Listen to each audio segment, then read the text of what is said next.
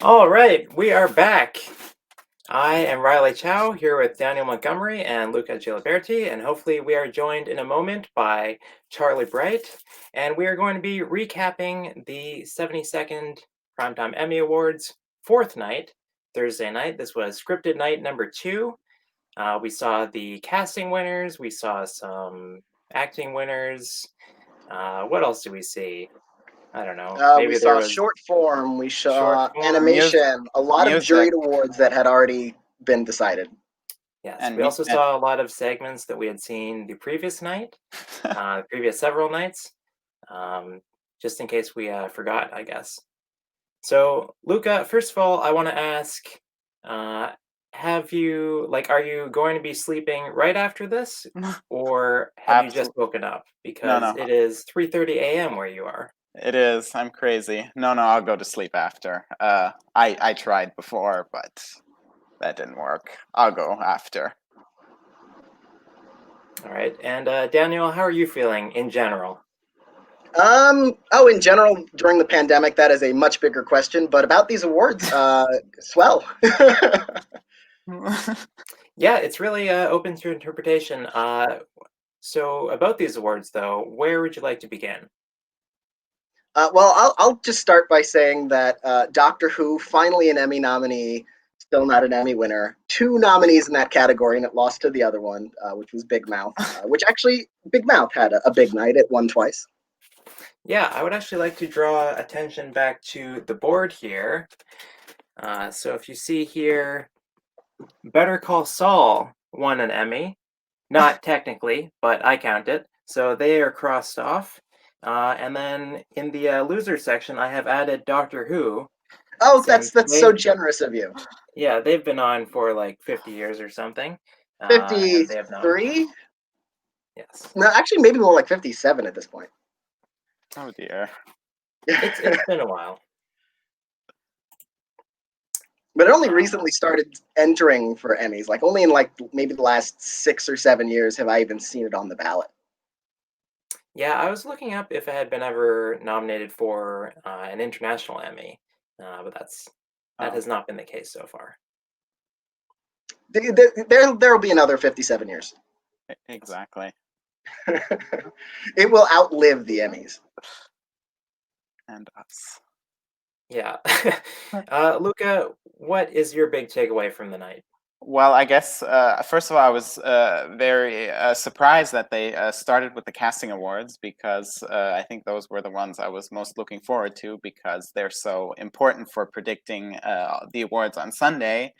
But they were not surprising at all. Schitt's Creek and Succession won. I don't think anyone expected anything else. I would say Succession was probably more locked. I could have seen something surprising comedy, but I wasn't predicting it. It just, for me, cements the two as the series frontrunners. I don't think anyone is beating them. I switched to Succession for directing the minute after the casting award was announced. There had already been signs before that I should predict it, but that really sealed the deal for me. I hope we still see some surprises on Sunday because the way it's going, it looks very predictable, which isn't a bad thing, but sometimes we do like to have some surprises. Otherwise, there's not that much to talk about. I think we'll Yeah, see I've been surprising in acting categories. At least Hmm. a couple. Maybe not necessarily in comedy. I feel like comedy might just be Yeah. kind of the Schitt's Creek fest mostly, and maybe Maisel picking up whatever Schitt's Creek leaves behind. Um, Absolutely. but yeah, I think drama acting has a lot more wiggle room in a number of categories. Yeah, I feel like there's so much in that little spiel there that I want to respond to, which is so different from a few nights ago when we were talking about reality and there was just nothing to discuss. So that's great. We're on to the exciting stuff here. I'll say Succession. They are looking stronger and stronger for best drama series. I've been Hmm. trying to keep hope alive for Ozark. I have actually been predicting Succession since the nominations came out. But now Succession has won the two Emmys that Fleabag won last year, on its way to sweeping up series, writing, directing, and Yeah. lead. So I think that is probably what is going to happen with Succession now. I did make that switch from Alex Sakharov over to Mark Mylod for directing, and I'll have to take care of Steve Carell at some point, as I've been meaning to all season. Yeah, I don't know if it replicates like these 2 wins means that it does exactly what Fleabag did. Because right now I have The Crown winning for directing, and I think there's a lot of chance for vote splitting in acting categories for Succession. I think either of the Succession men could win, but because they like Ozark so much in general, and there are 2 Succession guys in there, and like ask a different person might pick Brian Cox, a different person might pick Jeremy Strong. I don't know if there's an obvious choice between those 2, like given that like one won the Golden Globe and one won Critics' Choice, so it's been all over the place. So I've been going Jason Bateman there. That's where I'm keeping hope alive for Ozark for you. That's a very good prediction. I think it can definitely Only happen. if I'm right. That's true. I think he's really well positioned if the 2 Succession men split. He also has that second nomination for The Outsider. He's the only nomination for The Outsider. We saw that with Ann Dowd, where she was the only nominee for The Leftovers, and then she won for The Handmaid's Tale, which was, the series frontrunner in that case, or ended up winning series. I think Succession definitely gets that trifecta of series writing and directing. I mean, I don't feel 100% confident, but I'm starting to feel confident, but I don't think it'll win all the acting categories. I think we just don't see those types of sweeps anymore, not on the drama side at least. Even Fleabag last year did not win all of its categories. It didn't win supporting actress, for example. So I think Ozark can still take at least 1 acting award. I am predicting 1, but not in actress like most other people are, or actor. Yeah. We also had the short form categories tonight. In the series race, we saw Better Call Saul win again for those shorts that I'm sure the Emmy voters have some idea of, what they are. I'm sure they've watched these shorts and found them really entertaining. So that's great. Great win there. In the acting categories, it seems like the voters might have been a bit more conscious of the nominated materials. Hashtag Free Ray Sean ended up sweeping those 2 awards, even overcoming a vote split on the actor side. Yesterday, I gave my prediction for the category, which was extremely cynical and possibly problematic. But I was very happy to see that Lawrence Fishburne actually prevailed because I thought he was excellent in that show and he deserved to win. His win is undermined a little by Jasmine Stevens-Jones, in my opinion, but I guess the voters really liked that show. And it's it felt huge like for Quibi. it's a big deal that Lawrence Fishburne won for and beat his co-star who plays Ray Sean, who also had Homecoming this year and last year. So it was I was glad to see Stephan James finally get an Emmy nomination this year. I'm just surprised they didn't default to Christoph Waltz, because I thought all season long, before the nominations even came out, that he'd just be name checked. So that was a pleasant surprise. I thought so too. Yeah, because that's comforting. Yeah. Yeah, because I don't know how many people have seen all these short form series, so I just assumed they would go with the person they like or know the most. But they had inspired choices here, so that's very nice to see. Hopefully we see that continue, and it's not just an anomaly this year. Yeah, I think what we've seen so far is, it seems like the Emmys are really kind of going backwards in most categories that we've seen across the last several nights, and that includes in the short form series category here. But the actors branch is always much more adventurous, I think. We don't consider them to be part of the, steak eaters or have that kind of mentality. So I think at the main ceremony, we could actually see some really exciting winners. Hopefully, because there are some categories that there are a lot of repeat winners that we've seen in the last few nights. I mean, today we also had Maisel win music supervision again. Yes. I thought it was in third. I had Watchmen in number one because I thought it was just gonna sweep, and then I had Euphoria as the spoiler, but it didn't end up picking up the award. It was Maisel for the third year in the row. So I think we could see a few repeat winners. I don't know how many we'll see on Sunday, but perhaps on Saturday still. We saw The Handmaid's Tale take production design for the fourth time in the row. So that makes me wonder whether Alexis Bledel can win Guest Actress for the fourth time in the row. So I'm very curious to see how this extends into the other branches and other categories, if how many repeat winners we'll actually see here. Yeah, we also saw Shameless come back. I guess now that the admission scandal has blown over, they're able to win stunt coordination again. So good for them. Well, Felicity Huffman didn't do the stunt coordination on Shameless, or William H. Macy for that matter. So I think they're good. I think they're fine. That's yeah. That was I was just defaulting to Brooklyn Nine-Nine. Yeah, I was surprised by that win that they would go back to Shameless, but that was certainly interesting. Yeah, me too. I thought probably they'd do Brooklyn Nine-Nine again, or since Space Yeah. Force was new, maybe they Yes. pick that.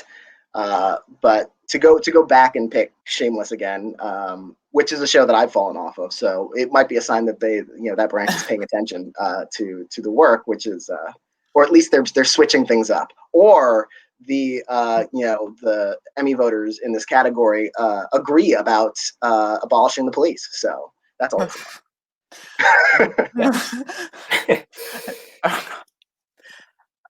And or Riley, did you want to go ahead? No, go ahead. I guess another it was not a surprising win was Watchmen winning score. I think that's one of the best wins so far. I think it was the obvious winner.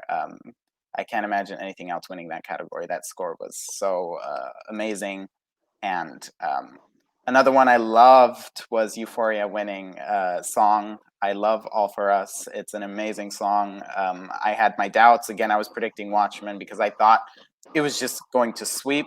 So I'm glad that these individual branches or categories are going different ways because it's very deserving, Euphoria. So I'm very happy about that. Yeah, Maisel was in the lead in our odds for best music and lyrics for the song One Less Angel, and I thought it's not going to win. I thought for sure they were going to go with Eat Shit Bob from Last Week Tonight, especially because, Last Week Tonight went all in submitting that episode among so many tech categories and getting nominations for it.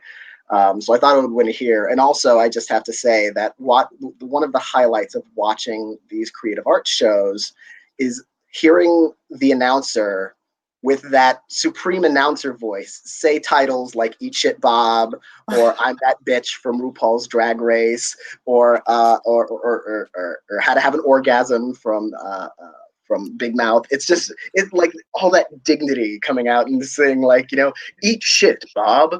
it's my favorite part, and they need to nominate more titles like that. They do. Yeah, I thought today was another bad day for pronouncing names, though. I feel like one of the few names the announcer got right was Mamadou Ache, which I guess is fitting because I'm sure he's had his name mispronounced his whole life while everyone else gets pronounced correctly. So it's good Yeah, that he's it's the one the announcer would have looked up, I guess. yeah. But which ones were mispronounced? I wasn't. Well, like even in the same category, how Lawrence Fishburne won for playing Stephen Poinsey because there's an I in the middle of the name, but he Oh, I called him did see that. Ponty. Yeah. Just stuff like that out of nowhere. I was quite surprised actually that Watchmen won or it lost music supervision, just because that seemed like it was a given to me this whole season.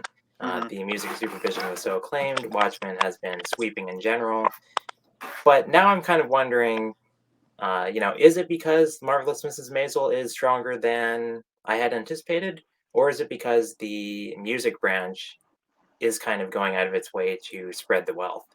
Because they were able to honor, how many shows this year, and I think they have done for the last several. I think maybe the music branch just because I was predicting Maisel strictly because it won last year, or has it won the last 2 years? I can't remember. But the fact that it was the the reigning champion, I thought it's like, well, like I didn't see a reason not to predict again, especially since the music branch really liked Maisel this year with that Best Song nomination in addition. So Right. I figured I'd just go with the repeat. I don't know if that indicates any extra strength for Maisel or any particular weakness for Watchmen, which is now up to 5 total, I believe, tying it with The Mandalorian for wins so far. I still think. Check the board. Yeah. Oh yes, there it is. You know, the wild thing about this board is that I know it looks like it's white and gold, but it's actually black and blue. Or White and blue. Wait. Wait. No, it's actually gold and blue, color. I think. Okay. Yeah, gold and blue. It looked silver and blue to me. Yeah. Oh, it did. Charlie, you are here, and we are all glad to have you. So why don't you catch us up on your feelings? Well, this night was so important to me. You can see I rushed home from my socially distanced motorcycle rally to be a part of this and to witness tonight's events. And first of all, got to say, and I'm sure you probably have covered this already, but oh man, Maya Rudolph, made me so happy. I mean, that was heaven for me. Yeah, we actually haven't talked about that one yet. It was kind of a relief. She had 3 nominations this year. Yeah, she had 3 nominations this year. The other 2 are in Comedy Guest Actress for Saturday Night Live and The Good Place. This was the one that I thought she would win. It sort of reminded me of when Alex Borstein was up for Maisel the first time. They also nominated her for Family Guy, and she won for that. She won for both.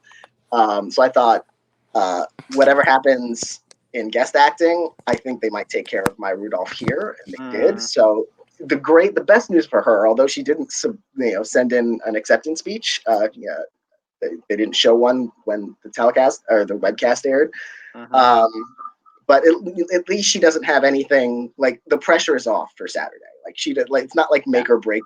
She's not going to go over 3, and now over like 8, I think, for her in her career. Yeah. I mean, I wasn't predicting her. I was still going with Taika Waititi because, first of all, because he's had such an amazing year, and because The Mandalorian, is a 15-time nominee and a Best Drama Series nominee. But I'm very glad that they went with Maya Rudolph, because I too am a bit worried about her guest actress category. Because she's nominated twice. I think she could still win for one of her projects, but it's unlikely, or it might be difficult. So I'm glad they took care of her, and I'm glad she's an Emmy winner. It took long enough. Yeah, I mean, I think that just for I love the episode that she won for. I think that means that they were actually watching the episodes. I mean, just from the point where she goes, as the hormone monstress, she goes, "Go ahead and Google it," and she goes, "No, it's Google." And then she fires right back, "No, it's Google." It was one of those line readings that just was wonderful by her. Let me see. There was a couple other things that I liked. Of course, I like Schitt's Creek and Succession winning casting. I was kind of surprised they actually did go with the Forky asks a question, because we've been seeing them usually going with what they're familiar with, and it felt like Robot Chicken would definitely would fall into that. Although I will say I loved the clip of Robot Chicken that they chose to show. It was wonderfully demented. Let's see here. Maisel, Watchmen. Man, those scores were pretty freaking good, weren't they? Those were fantastic scores. I was like, Yes. I was each one. I kept hearing each one of them, and I was like, oh, that one sounds like it could win. That one sounds like it could win. And then I forgot about Watchmen, of course, being done by Trent Reznor and Atticus Ross, and I was like, yeah, of course that one's gonna win. And this is one of those things that I actually like, especially about the way they're doing creative arts, is how much, not only how much of the nominated material they're showing, but how much they're highlighting each category. Like for best score, they play, scenes that showcase the music. And even in best casting, for the most part, they showed scenes that show, multiple cast members, kind of showcase them in a brief way. So it's very it's nice and for music supervision. It's so hard to wrap your head around music supervision versus music composition versus music direction and all that sort of stuff. The way they showed scenes from those nominees with the music underscoring it with the songs was like really great, and I want more of this from award shows like this. And, I don't think we would have gotten it without the pandemic, unfortunately. So I hope this is something that in a post-COVID world we get to keep. And the clips, they're not even that long. They're still pretty short, but they really do choose a lot of good ones. The one I really loved was for casting for Ozark. They Yes. highlighted, yeah, it's everyone knows it's one of the best scenes of the season.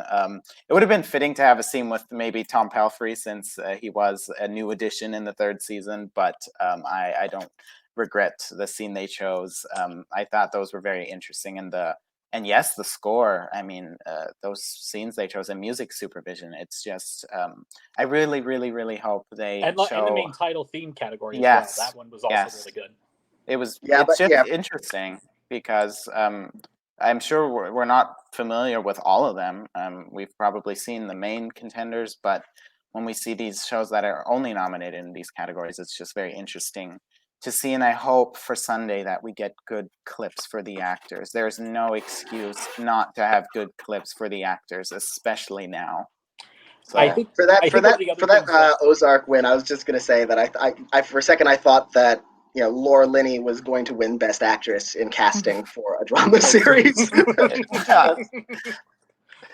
Their preparation. Yeah, I really think that I really and it was interesting, like something like Unorthodox, which I just watched this past weekend, but even I didn't remember the score for it, and seeing that clip of it and that immensely beautiful score for it, I was just like, oh yeah, that was fantastic. Yeah. Did anyone else notice Beethoven playing during the Crowns clip for Best Casting? I don't know why it was in there, but no clue. That was very random. But speaking of weird music choices, the one clip that I thought they kind of screwed up. Well, I don't know if they screwed it up. I don't know if that song has lyrics, but the Little Fires Everywhere song clip had no lyrics in it. The actual song actually has lyrics, but they only used the score in the actual episode, so that was a weird. They never actually used the song on the show, if I remember. They only ever used the score. So yeah, that's curious. Yeah, so that's why they only showed the clip from the episode. So it's very weird that it's actually eligible because they never actually play the lyrics in the show, from what I can remember, because that's the final scene that they showed. I will say I did get immense pleasure out of, again, hearing the announcer having to read the title "Eat Shit, Bob." Yes. In that, I will say though, I did not like the. And also how to have an orgasm, I mentioned earlier. Yeah, I do not like the clip they choose because it's just the chorus singing. It could go on and on and on and on. There are so many great lyrics that you could have. I mean, this could have been Emmy-winning lyrics. Listen, he doesn't like Tom Hanks. He cut off Van Gogh's ear, told Hitler to quit painting and to find a new career. I mean, come on, man. That's priceless. It's right there. That's why I was predicting it, and I was wrong. I was too.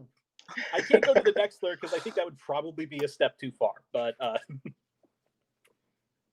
so now Bob will have to say something else. I will say there was one thing that really pissed me off, and it was actually in the character voiceover performance category. They did not play Wanda Sykes' nominated episode for Crank Yankers. They played the wrong. It was her character. It was from a different episode though. In the episode that she's in, she calls the patent office trying to trademark the saying "That's what she said," claiming that she is the she in "That's what she said." Yeah. One other thing I didn't like is when they announced the short form acting winners, the name was very small at the bottom. I think when Lawrence Fishburne wanted it just said Free Range Sean, and I didn't. Yeah. I was confused for a moment, and then it was only very small at the bottom. Well, so I actually have these printouts, and these were taken directly from the Academy printout, the PDF of all the categories. And they always put the program name up top, even when it's acting. So like here, you'll see here, Yeah, Free Ray Sean, Lawrence Oh my Fishburne, God. Free Ray Sean, Stephen James. So that's a formatting thing, though. You think they would probably try to adjust it. Yeah, I Yeah. mean, if it weren't like, you know, title cards that you couldn't really screw up, like I would worry, because that's exactly how La La Land Moonlight happened. Is Mhm. you had you had La La Land too big and Emma Stone too small, and they didn't realize what the wrong winner was. So thankfully, whoever was in the directing booth pressed the right Free Ray Sean button.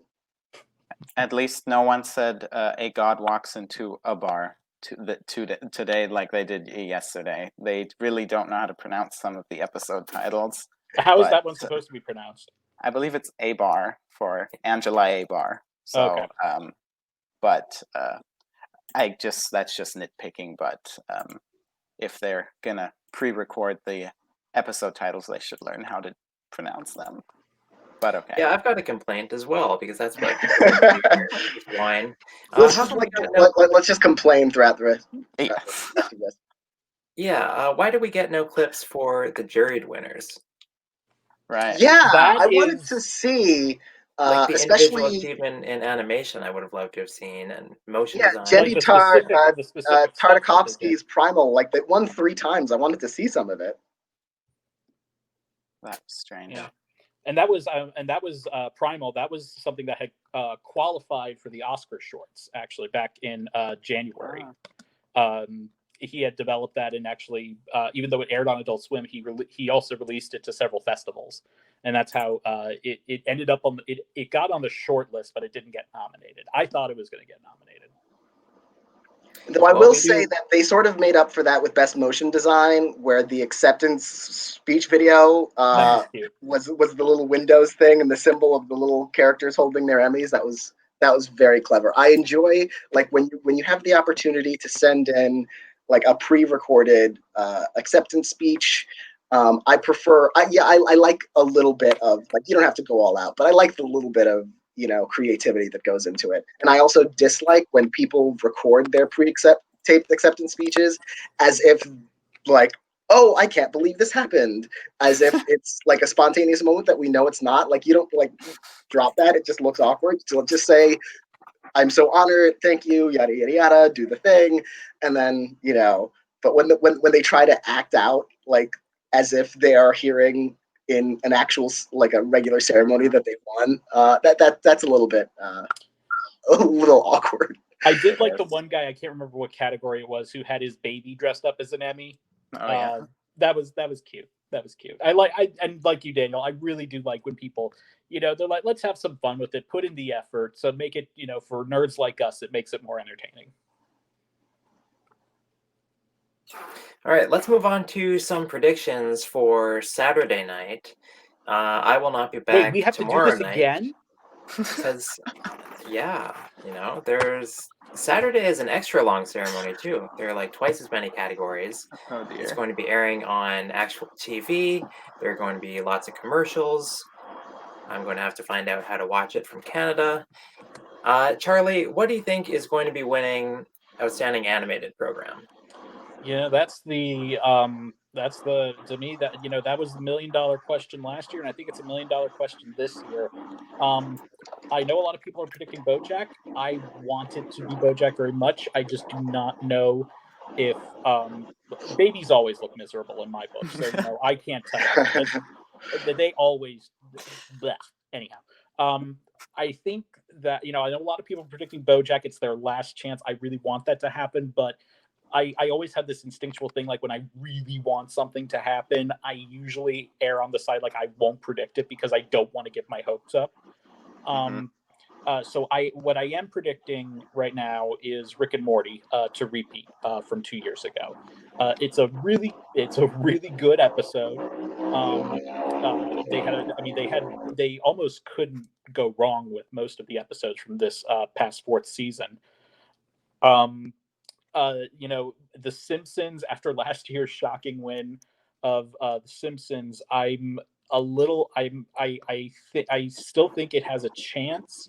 My trepidation with that is that they submitted an episode called Thanksgiving of Horror, it was Thanksgiving stories done in the style of their annual Halloween episode where they have 3 vignettes, and they've infamously never have won for their Halloween episodes, at least in the animated program category. So it would be very strange if out of nowhere they win for this Thanksgiving related one that they did.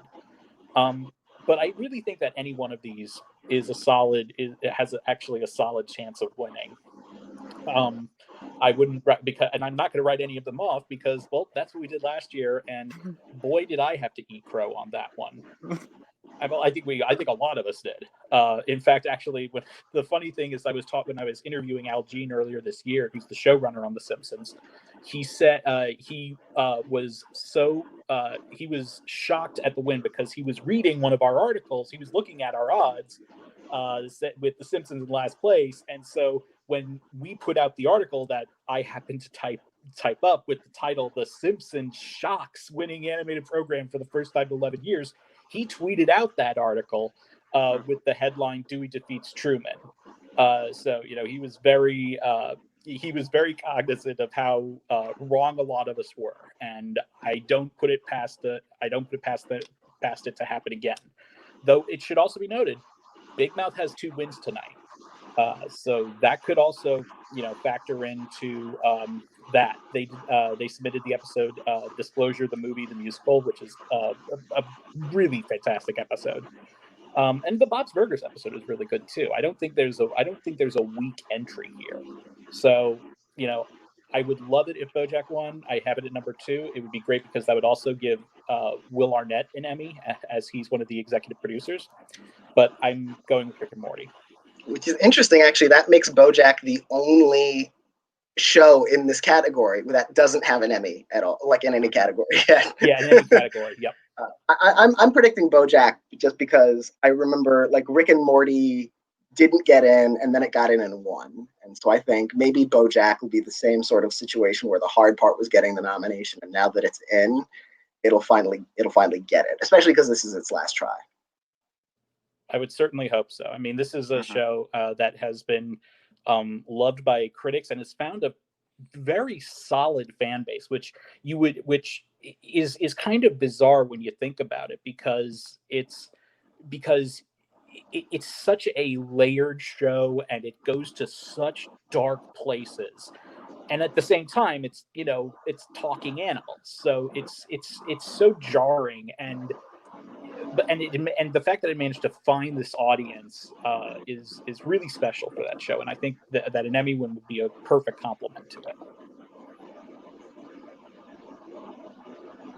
But that's just me. Yeah.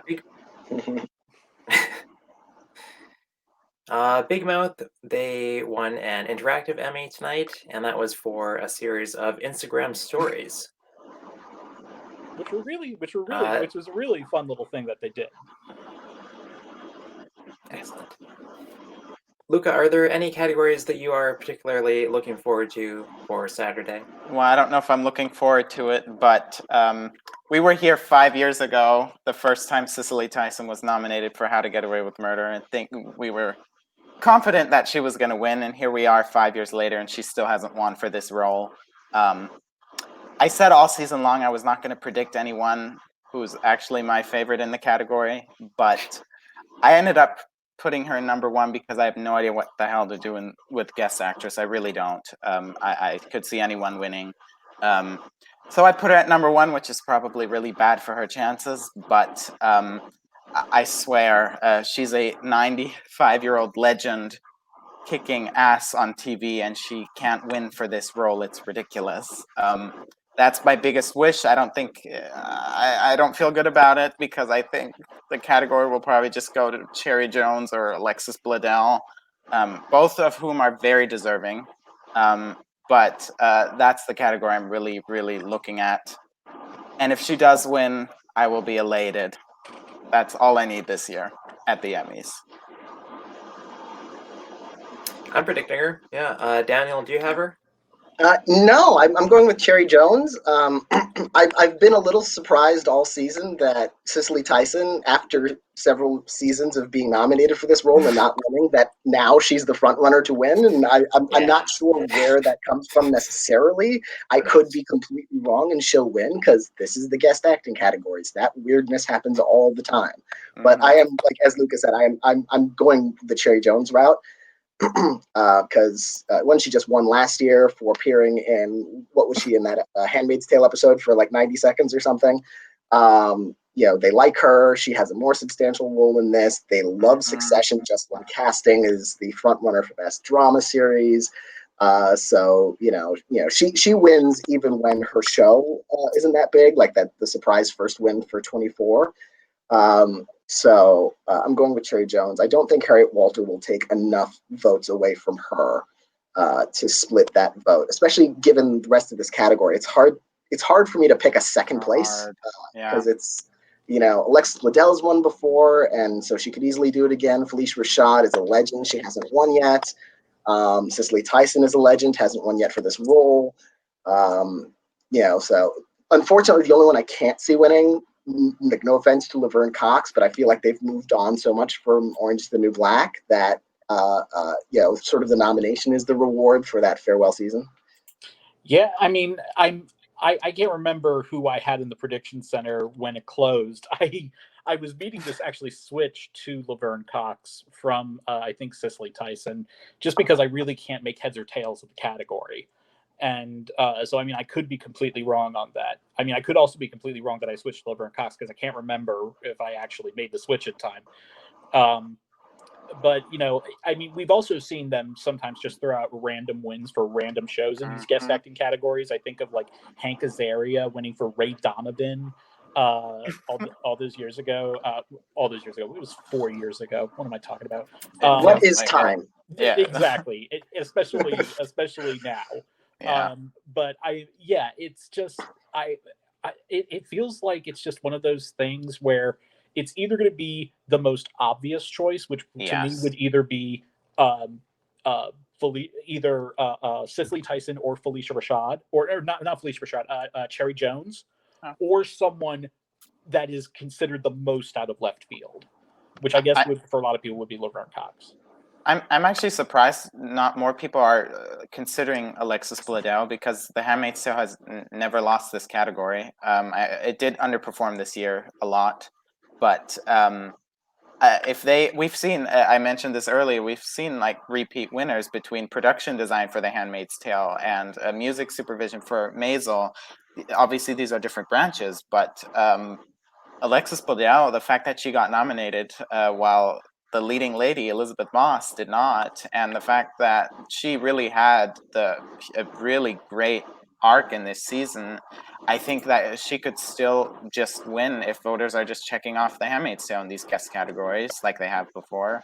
I did not put her in number 1 or number 2 because I think Succession is too strong not to get Cherry Jones somewhere up there.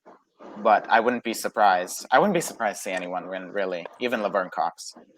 If Alexis Bledel wins another one, she should just, for justice's sake, give one of them to Lauren Graham. Just give one of them to Lauren. She should guest star on The Handmaid's Tale, then she'll get it. No, she'll guest star on The Handmaid's Tale, and then The Handmaid's Tale. That'll be the year Handmaid's Tale gets 0 acting. But that episode of The Handmaid's Tale has to be written by Amy Sherman Palladino. Yes. Sure. I would watch the hell out of that. I would watch that crossover episode. Slapstick on Handmaid's Tale. We'd love to see it. All right. What about TV movie? I've got El Camino. I even printed off the logo. Did not print off Bad Education. Which way are you guys going on that one? It's so tough because like it's one of those things where in some categories it's like, oh, these contenders are all so strong, it could go in any direction. But in this case, it's the opposite. It's like the Academy clearly didn't care about any of these, so it could go in any direction. Like all of them drastically underperformed. Bad Education only has the one acting nomination for Hugh Jackman. El Camino doesn't even have the acting nomination for Aaron Paul, though it does have a few below the line. So I'm going with Bad Education by default because it was recent. It had a high profile. I feel like the heat on El Camino kind of died down pretty quick. But honestly, like, watch this be the one Kimmy Schmidt wins. Like, because it's familiar to them. They've seen it. They've nominated it before. Or Dolly Parton. Sometimes there's just no logic to it. Like last year when we saw, Deadwood, even though it didn't have any acting nominations, had a slew of technical nominations, and Bandersnatch only had the one interactive thing, which of course it won, and I was still foolish enough to predict Deadwood. I think the problem with Deadwood really is that there were voters who probably hadn't seen the original series and then were not going to vote for the movie if they hadn't seen the series, whereas Black Mirror was something they'd already voted for twice and something the Academy obviously liked since they also gave it a writing award 2 times in a row.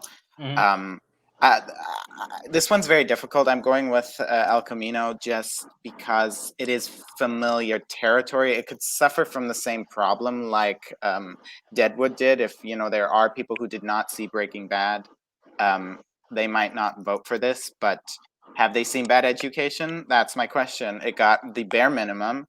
I never thought Allison Janney was getting in. I never really thought the movie was going to perform well. TV movies just don't perform well at the Emmys anymore. They're over unless they really have to come out with something. Well, these things are sort of cyclical. I feel like we're like, Ryan Murphy reinvented the limited series with American Horror Story, and then a lot of A-listers started doing limited series. And so I feel like there will eventually see, because I remember when they consolidated the movie miniseries category for a few years, it wasn't for a lack of movies, it was for a lack of miniseries. So now we're just sort of on the opposite end of that spectrum, and it's possible it'll go back the other way. Hopefully. Did you have one year where you only had 2 miniseries nominated? I think it was Generation Kill and Little Door. And Little Door swept. Oh my god. I think I'm not predicting it, but American Son is the most topical of all TV movies in this category. So, but it was critically panned, and they didn't see it. Yeah, so that's. I think people actually have seen American Son in more recent months. I think there's been renewed interest in it. So I've actually ranked it second, ahead of Bad Education, which I guess is not an opinion endorsed by Cold Derby. Well, they ought to know. What about guest actor? Drama. Ron Cephas Jones. Just going back to the old well. I have decided to be a lemming on this and follow Riley right off that cliff, regardless, because I have no clue. Yeah, mess of a category. I'm torn between Andrew Scott and Cromwell. I think I landed on Andrew Scott. Just sort of like the Bandersnatch principle. It's like, well, we know they like Black Mirror, but they love Succession this year, so I think it's going to be one of those two. I see a lot of people predicting Giancarlo for The Mandalorian, and I don't know why, and I wonder if I'm missing the boat on it, but I think it's Scott or Cromwell. Now Giancarlo submitted episode 7, correct? The second to last episode? I think he did the finale, actually. Oh, he did the finale. Okay, because that's the one that I've seen, and he was all right in it. I mean, he does have some substantial time in it. Yeah, I'm actually predicting him. For me, it was between him and James Cromwell. I want Andrew Scott to win. I think if it were on tape, he would win in a heartbeat. It wouldn't even be close. He has an automatic advantage. Andrew Scott does, because Black Mirror is a movie, and he is the lead of his own movie. And the others don't have that because they're just guest stars in TV show in seasons. The reason I went with Esposito is because he has the 2 nominations. I do not think he's winning for Better Call Saul. I just can't. I won't predict Better Call Saul to win an Emmy until I see it. But I do sense that there's some kind of goodwill for him, and I feel like it has to translate to some win this year. But I think James Cromwell is right up there if Succession just sweeps. I would love to predict Andrew Scott, but something about it just doesn't feel right. Not when we have 2 contenders from drama series nominees here, which doesn't always matter, but sometimes it does. And watch, Jason Bateman will surprise us all just like he did last year. Yeah, it'll be like his directing win for Ozark. It'll just And be he'll like, have the exact same reaction. and then he'll Have you gone lose. back and watched that reaction of Bateman when he won for directing? And he's just like completely caught off guard. Yeah, it's sort of like you could see this written on his face, like, this one? Yeah, Yeah. he's like, really? Yeah. Really? Or watch it be Martin Short for the morning show. So It could And then be. we'll all He does change play our drama, against and then type we'll in all that one. change our drama series prediction to morning show. Oh wait. yeah, the guest categories are a big question mark. Really, but anything can happen, in my opinion. And what do y'all have for comedy actress? Guest actress? Yeah. I've got Wanda Sykes. Okay, that's who I know. I'm pretty sure I have her as well. Mm-hmm. Oh, wow. Yeah. That's wow. Well, I guess it'll be Wanda Sykes then. Oh God. God, if it's Angela What? Bassett, though, I will jump through the friggin' roof if it's her, because that I will would be be excited too, because I want to help more people win Emmys. Like, the only person I've talked to who's actually won so far is the prosthetic makeup artist for Star Trek Picard. So I need to rack up Need to up your more. game. Yeah, I Yeah, need all to of mine give is more lost. celebrities a reason to talk to me specifically. Not Gold Derby in general, me specifically. What's funny is that so there is one category where I actually have a very good shot of that happening, and it's animated program. Big surprise. But I've interviewed 4 out of the 5 nominated shows from that category. What's So, the 5th one? Because I should predict it. It's actually Bob's Burgers. I did not. I Oh, spoke to them a couple years ago, but I did not speak to them. Oh, that counts. yeah, it's a carryover. That's a carryover. Okay, well then I've interviewed everybody. Hey! Hey! All right, so we're going to wrap up here. We will be back in 2 days for Saturday's show. Then on Sunday, we will be doing a pre-show and a post-show. I'll be seeing you guys again. We're going to find out what the Emmys are going to look like this year. And for this chat, I will leave you with the board. I'll post up a picture of this on Twitter so you can examine it more closely and look at how the one row has really turned into a mess. Schitt's Creek appears to have won 2 awards already, so good for Schitt's Creek. Euphoria still looks like it is at 0, but it is actually at 1, so good job to Euphoria. Yeah, and Schitt's Creek and One Day at a Time, I will say for now, are tied as the most honored pop TV shows of all time for a couple days.